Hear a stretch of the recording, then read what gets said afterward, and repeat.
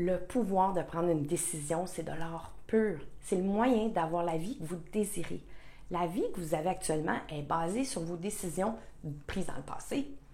Votre avenir y est basé sur les décisions que vous prenez aujourd'hui et celles que vous allez prendre. Les décisions, c'est là que se trouve tout votre pouvoir. Prenons une décision aujourd'hui ensemble. Vous n'en faites pas, c'est une décision 30 jours. Gardez en tête que lorsque vous prenez les mêmes décisions du passé, c'est bien correct parce que c'est ça qui vous a amené ici maintenant. Mais c'est pas là que ça finit. Ce qu'on veut, c'est choisir de manière proactive la vie qu'on veut consciemment. Prenez une décision dans votre passé qui a changé la trajectoire de votre vie, par exemple. Choisir un conjoint, arrêter de boire, déménager, accepter une job. Ne retardez pas vos décisions ou prenez-les pas spontanément. Soyez déterminé, conscient. Prenez une décision à l'avance. Comme ça, elle va venir de votre cortex préfrontal. Parce que c'est là, dans notre tête, qu'on prend toujours les décisions à long terme pour notre bien-être. OK, ça prend de l'énergie, mais si vous retardez, vous abdiquez la responsabilité de votre vie. Vous faites comme suivre le courant. Vous êtes comme sous l'effet de ce qui vous arrive au lieu de décider de votre futur. Si on ne prend pas les décisions pour ce qu'on veut, on abandonne notre propre pouvoir dans notre vie. Dans les exemples que je donnais tantôt, c'est le pouvoir de choisir son conjoint, de déménager ou pas, d'accepter ou non un job, des décisions qui ont un vrai impact sur la trajectoire d'une vie.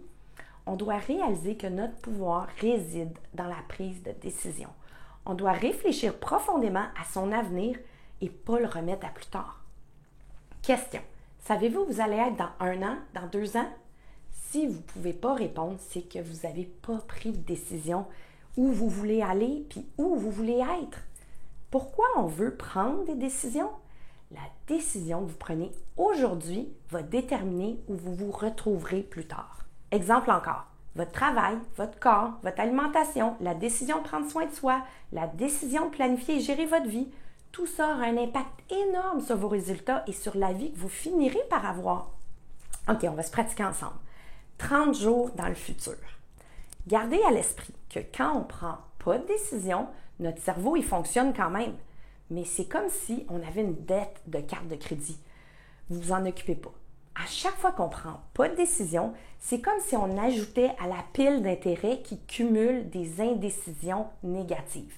C'est comme de l'intérêt additionné ensemble dans le négatif.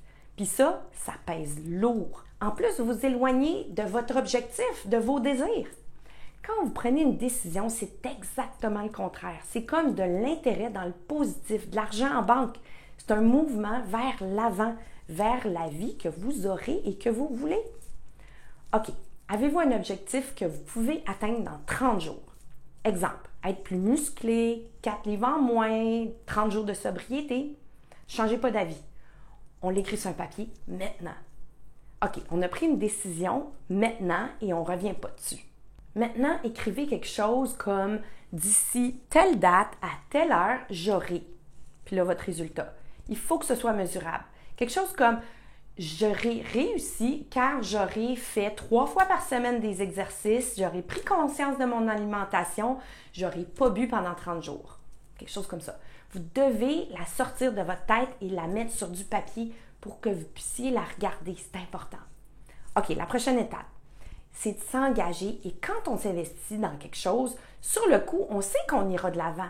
Mais pour que ça fonctionne vraiment, voici le processus. Il faut écrire aussi pourquoi vous voulez atteindre votre objectif parce que dans quelques jours, ces raisons-là vont vous faire avancer. Moi, j'appelle ça des raisons convaincantes. Pourquoi vous voulez faire ça, quoi qu'il arrive? Vous l'écrivez. Prochaine étape, l'imputabilité. Ça aide de le dire à quelqu'un parce qu'on se sent obligé. Puis la personne, elle nous revient souvent en disant « Puis ton objectif? » Si vous ne voulez pas le dire à d'autres personnes, bien dites-le moi à moi dans le chat en bas. Fermez maintenant les yeux et imaginez que vous avez atteint cet objectif. Vous avez votre résultat. Vérifiez à l'intérieur de votre corps la sensation que vous ressentez. C'est super important parce que c'est ça qui détermine comment on se présente puis comment on s'engage dans nos actions. Exemple, empowered, en contrôle, fière, confiante. Soyez en alignement avec ce sentiment. C'est quoi la croyance que vous êtes capable d'avoir aujourd'hui qui peut créer ce sentiment? Exemple, je le savais que j'étais capable. Ça me fait sentir fière. Notez toutes les actions que vous devez faire pour atteindre cet objectif tout en ressentant le sentiment que vous avez mentionné plus haut. Faites un brainstorm et écrivez toutes les actions. Moi, je le sais que si vous regardez votre papier chaque jour et vous revenez dans votre sentiment qui vous fait revivre votre croyance une fois le but atteint, vous allez réussir. N'oubliez pas non plus qu'une pensée, c'est un choix.